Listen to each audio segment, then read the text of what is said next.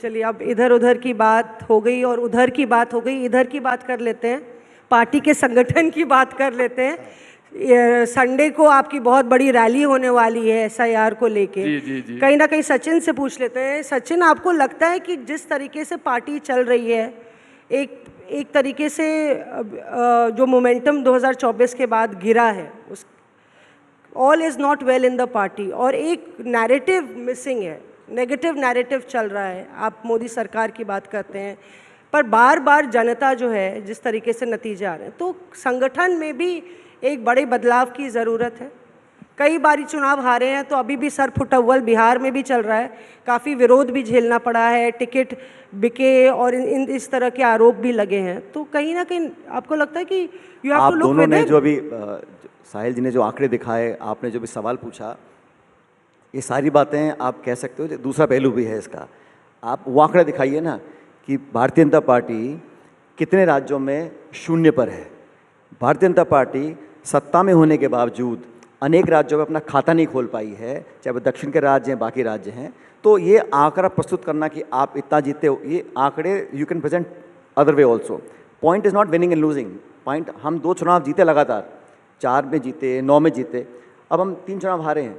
लेकिन भविष्य में क्या होगा कोई नहीं जानता। लेकिन एक सक्रिय, पॉजिटिव, स्ट्रॉन्ग विपक्ष उतना ही महत्वपूर्ण है जितना एक सरकार महत्वपूर्ण है। तो आप लेकिन खुद को मैं तो कहना मजबूत चाहता कीजिए, खुद को मजबूत तो कीजिए। आप लोग मजा लेना चाहते हो बोल के कि तुम हारे, क्यों हारे, हारते रहते हो, हार जाओगे। मैं बताना चाहता हूँ आपको, चाहे 100 बार हार जाएं, लेकिन इस देश के जो फंडामेंटल हैं, हमें क्या मजा आएगा। आप मजा ले रहे हो, मैं जानता हूँ आप लोगों को। मैं आपको बताता हूँ, इशू ये नहीं है।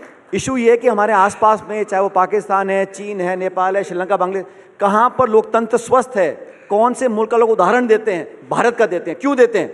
यहाँ की सरकारें नहीं, यहाँ सरकार विपक्ष दोनों हैं। जब बीजेपी के 2 सांसद थे 84 के बाद, क्या राजीव गांधी ने बोला था कि मैं बीजेपी खत्म कर दूंगा? कभी कहा था कि आपको मैं विपक्ष का नेता नहीं बनने दूंगा? वाजपेयी जी का उन्होंने ऑपरेशन कराया विदेश में जाकर, विपक्ष को सम्मान दिया, और सम्मान देने से मिलता है, संख्या के बल पर, ताकत के बल पर लोकतंत्र नहीं चलता। एक मिनट सारी मेरी बात सुन लो। आप फिर उधर की बात कर रहे हैं। अरे भाई, मैं बताना चाहता हूँ, विपक्ष आपने कहा हारे, चुनाव हार गए। मेरे को कोई ग्रह नहीं मानने के लिए, हम सबने काम किया, हमारी कमियां नहीं होंगी, मैं मानने को स्वीकार करता हूँ इस बात को। हमारे में तभी तो हारे हैं। लेकिन हार के बाद अगर हम कोई सवाल पूछें, उसको झुठला दीजिएगा, उसके बात ही मत करिएगा और दबाव की राजनीति करना का। पार्लियामेंट के अंदर आप 150 सांसदों को बर्खास्त कर दें, चर्चा ना होने दें। आपने जो चंडीगढ़ में जो इलेक्शन कमीशन में जो अधिकारी वोट चोरी कर रहा था, ईडी लगा दें, ईडी लगा दें, विपक्ष के नेताओं पर सीबीआई है, ईडी है, पुलिस है, और जैसी भाजपा में आए गंगा जल छिड़क दिया, वो सब साफ हो गए। ये सब हो रहा है और आप हमसे पूछ रही हो, अरे भाई नैरेटिव बदल दो, आपकी चुनाव क्यों हार गए? आप लोग सड़कों पे क्यों नहीं उतरते? मैं आपको सिर्फ आपने 14 तारीख की बात की, 14 तारीख को जो मीटिंग हम लोग देश मीटिंग बुला रहे हैं, कांग्रेस पार्टी की रैली 14 तारीख को है, मुख्य रूप से निर्वाचन आयोग को कटघरे करने के लिए है। ठीक है, और हम दबाव डालेंगे उनके ऊपर। हम चुनाव लड़ें, हारें, जीतें, लेकिन चुनाव सही से हो, ओपन हो, ट्रांसपेरेंट हो और वोटर लिस्ट हमको मिले। हमारा अधिकार है, रैली कर रहे हैं उसके लिए, लाखों लोग वहां पर आएंगे। इसमें कांग्रेस का नैरेटिव क्या बुरा है? मैं आपको आपने आंकड़ों का जिक्र किया, आपने कहा कि उसमें आप हारे हैं, इसके लिए हमें मजे लेने की कोई जरूरत नहीं थी। आंकड़ों का अगर अर्थ आप समझे तो आपको एक बात समझ में आएगी कि कांग्रेस का वोट शेयर 2009 के बाद जो घटा है वो बढ़ नहीं रहा है, नंबर 1। नंबर 2, बीजेपी के खिलाफ आपकी जहां जहां पर सीधी लड़ाई होती है, वहां पर कहीं ना कहीं कांग्रेस पार्टी कमजोर पड़ जाती है। तो कहीं ना कहीं आइडियोलॉजिकल लड़ाई में बीजेपी आपको बीट कर रही है। अगर हम कहें जोशी जी जो चुनाव हारता है ना, उसको उससे ज्यादा पीड़ा किसी को नहीं होती है। बिल्कुल। तो आप मुझे जो बता रहे हैं, मैं अच्छी तरह जानता हूं, और मैं जानता हूं हमारे को हारने के बाद कितना पीड़ा होती है। आइडियोलॉजिकल लड़ाई हार रहे हैं बीजेपी के साथ। अरे आप सुनो, आप बार बार कोशिश कर रहे हैं ये बताने के लिए कि आप हार रहे हैं, आप हार गए हो, आप हारते रहोगे। माफ़ कीजिएगा, हम अगला चुनाव जीतेंगे, लड़कर जीतेंगे। आप कितनी कोशिश कर लो, लेकिन ये विपक्ष को आप बिल्कुल खत्म कर उसको न्यूट्रलाइज कर लगता है कि हम कोशिश कर रहे हैं। अरे आप देख लो, आप आंकड़े दिखाओ ना। मैंने कहा आपको, आप देखो सिंह, एक मिनट, आपने ये दिखाइए कि बीजेपी ने कितने चुनाव लड़े केरला में, तमिलनाडु में, तेलंगाना में, शून्य पर आए। दिखाओ यहाँ पर, आप नहीं दिखाओगे।